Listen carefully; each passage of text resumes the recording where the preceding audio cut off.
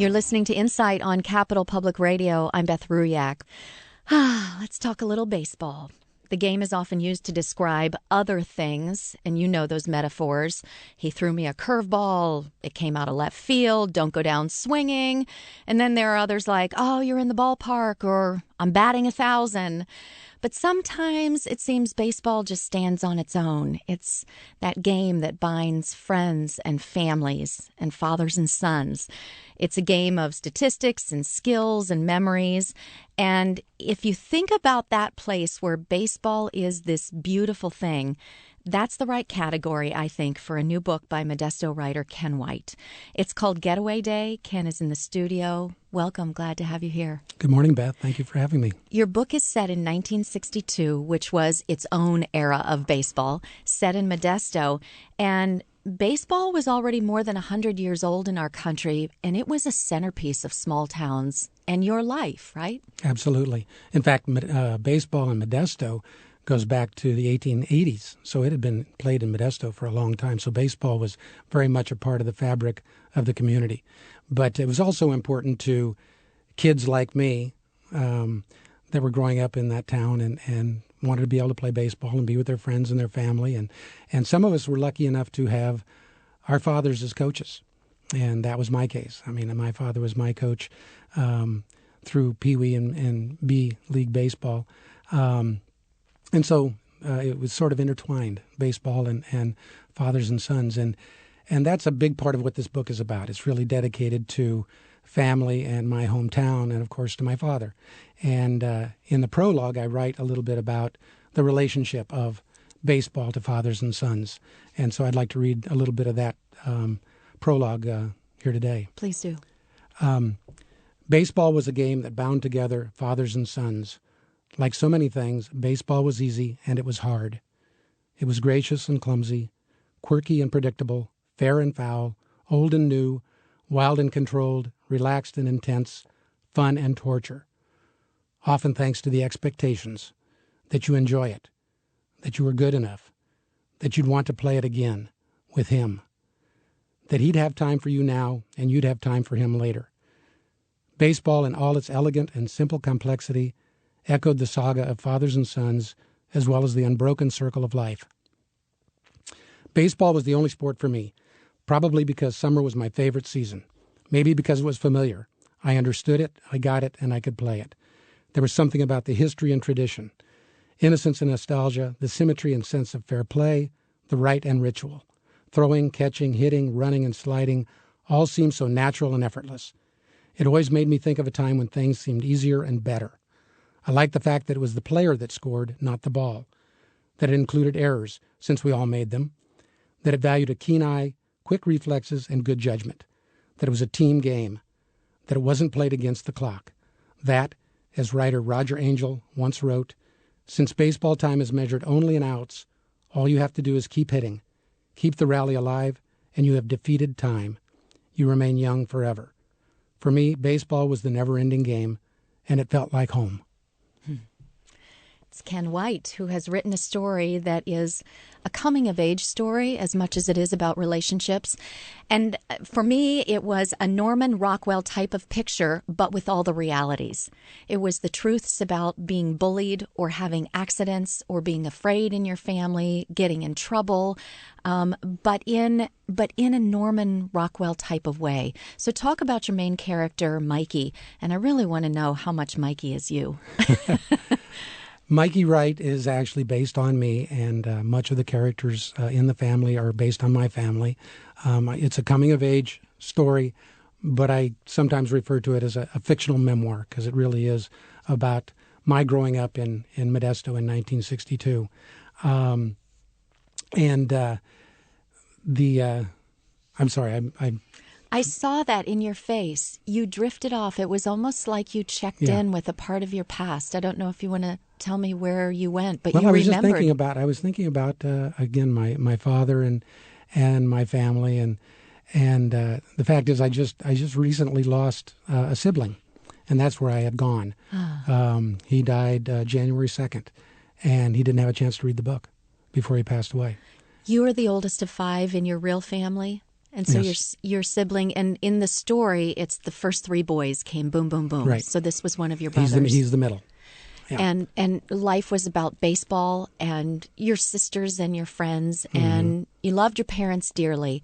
Dad was the central figure. Right. Was he the same way for all of the kids? Oh, absolutely. I mean, both our parents were very involved in our lives and very involved in sort of helping us all come of age. And were very supportive. It was, again, you talk about a Norman Rockwell existence, and it was. I mean, of course, we had our ups and downs and things of that sort. But living in Modesto in 1962, there were 30,000 people in Modesto at the time. Now there are 215,000 or something like that. And it just was a very supportive place to be. And we could go out, as the book talks about, we could go into the park right behind our house. And we would be gone in the summertime from morning until dark. And our parents didn't worry where we were, didn't worry about who was out in the park or any of that sort of thing. They trusted that we were doing fine. I know you know this because you had sisters, but I could have said the exact same thing you said. I left the house in the morning, played all day. I played a lot of baseball, ended up being a statistician, and football in our family was the bond I had with my father. So I think it was Americana where kids and their parents connected so much in sports. But in Modesto, because of the baseball history and because of what happened in 1962, it's even more astonishing. So mix a little of the real history in there with the story. Right. Tell me. Well, of course, the backdrop of the story and where this all started was the fact that in 1962, the Giants and Yankees came to Modesto because of a rainout in the World Series. And I'd always wanted to write a story about that because most of the stories I write are about Modesto and the Central Valley. And so I'd always wanted to write this story because it's such an interesting event. And I was there. Of course, there were a lot of other people who said they were there. And if everybody was there who said they were there were 50,000 people there. And of course, there weren't that many people in the town. Well, I see a picture right in the opening inside of your book. And there were about 5,000 people that actually showed up. So, right. But so I always wanted to write about that and make it the backdrop. But the fact that these two teams came to Modesto with all of these Hall of Famers, including Willie Mays, Willie McCovey, Orlando Cepeda, Juan Marichal for the Giants, Mickey Mantle, Roger Maris, Yogi Berra, Whitey Ford for the Yankees. I mean, it was just some incredible talent on the field. And, of course, the connection was that the John Thurman Field in Modesto now is the home of the Modesto Nuts. Originally, it was called Del Webb Field. Well, Del Webb was the owner of the Yankees. He also played baseball in Modesto. And so the owners of the Modesto Reds at the time knew the general managers and knew the people in the front office. So they basically, on the day that it was raining over there, said, look, it's dry in Modesto. Why don't you guys come over here and work out? And so they decided to do that. And they put everybody on two buses and drove from San Francisco to Modesto. What did you have to do to get there that day? You know, as I recall, I went with a family friend, went with my brother and his girlfriend and her father. And he basically drove us over there. It was a Sunday, so a lot of people who remember the event remember that it was a school day. Well, it wasn't a school day. It was a Sunday, so it was easier for people to get there. And, of course, the only way we knew about it is that the Sunday paper had something about it, and it was a morning edition. Back then, the Modesto Bee did not have a Saturday paper, and it was an evening edition. So the only way you would know is the Sunday paper had it, and then, of course, the radio stations had something. You are extremely thorough about your research, and you are as much into TV as you are baseball. So we get all this fun background with KCRA and the media and the Oakland or Bay Area media and what was in the newspapers. And a lot of the chapters begin with time markers and event markers for the era. So it's really fascinating to read that way. I am talking with Ken White. He's the author of Getaway Day, which is his second novel.